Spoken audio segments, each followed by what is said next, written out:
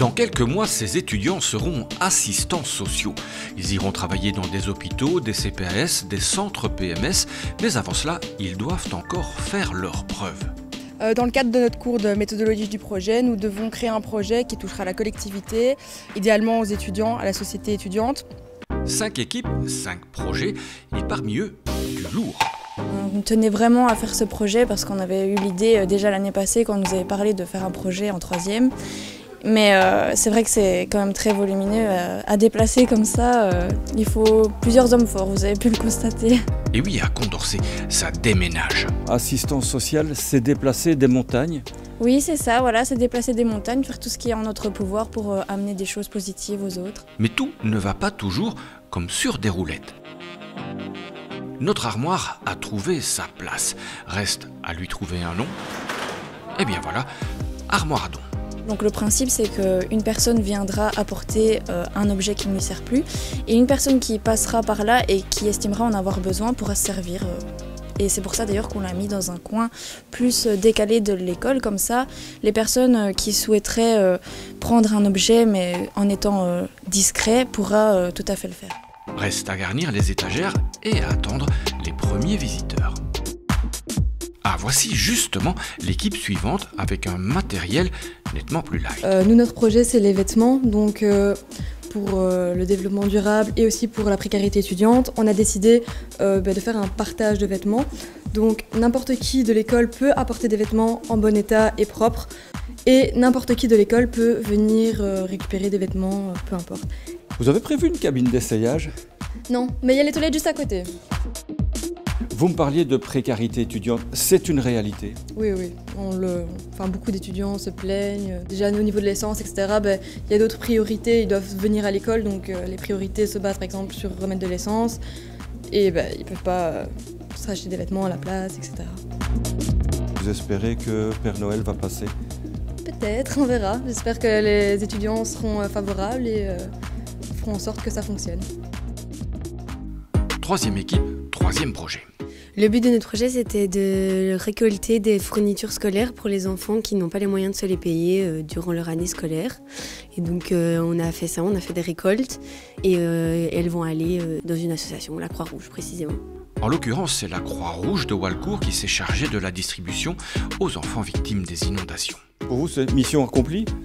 Oui, je pense que c'est une mission assez bien remplie, qu'on a atteint notre objectif. Ça peut peut-être se répéter dans le futur, on espère que ça va peut-être amener d'autres choses par après. L'idée en tout cas fait son chemin.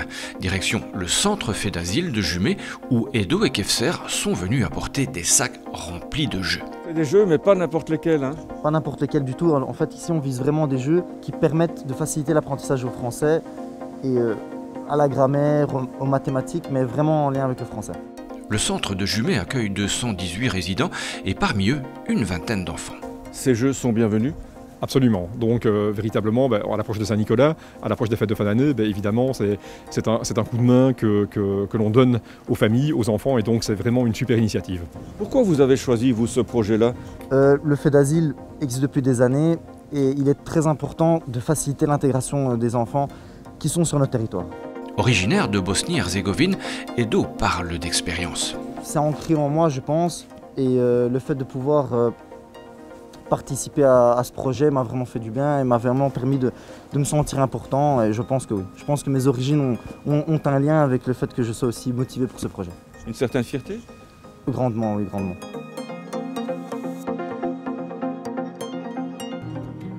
Changement de décor, nous sommes à Nivelles où Laurie et Emeline nous présentent leur projet.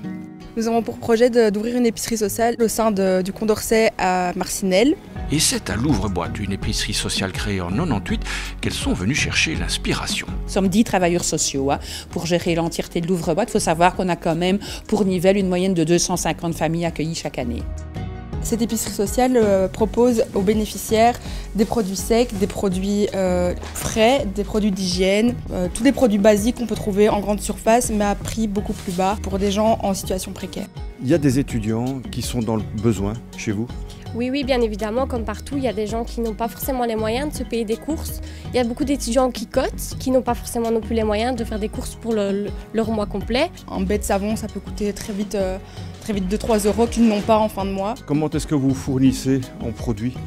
Ah, ça c'est le nerf de la guerre, ça c'est très compliqué. Vu la crise économique, les commerces commandent vraiment au minimum par rapport à leurs statistiques de vente, quoi, hein. Donc voilà, donc on a quand même quelques donations, mais sinon on achète via des plateformes, notamment Solifood, qui est la plateforme de la Croix-Rouge, où on peut acheter des produits un peu moins chers, qu'on peut vendre évidemment moins cher également. Aujourd'hui, Laurie et Emeline ont surtout fait le plein de conseils. Combien allons-nous demander pour financer notre épicerie sociale? Les locaux aussi, ça reste parce qu'on aimerait bien que ce soit un endroit discret pour pas que les autres puissent voir que, que tel étudiant aille dans le besoin. Elles emportent aussi cette recommandation pleine de sagesse. Ah oui, le jour où elles s'apercevront qu'ils deviennent une routine, où ils arrivent avec des pieds de plomb, il faut changer de métier. Parce que la personne que vous accueillez, la personne qui est devant vous, qui est en détresse, quelle que soit sa détresse, elle va le ressentir. Ils sont tellement ils sont tellement une éponge par rapport à ce qu'ils vivent, que s'ils s'aperçoivent que devant eux, ce n'est pas quelqu'un qui a un retour positif pour eux, ça ne marchera pas.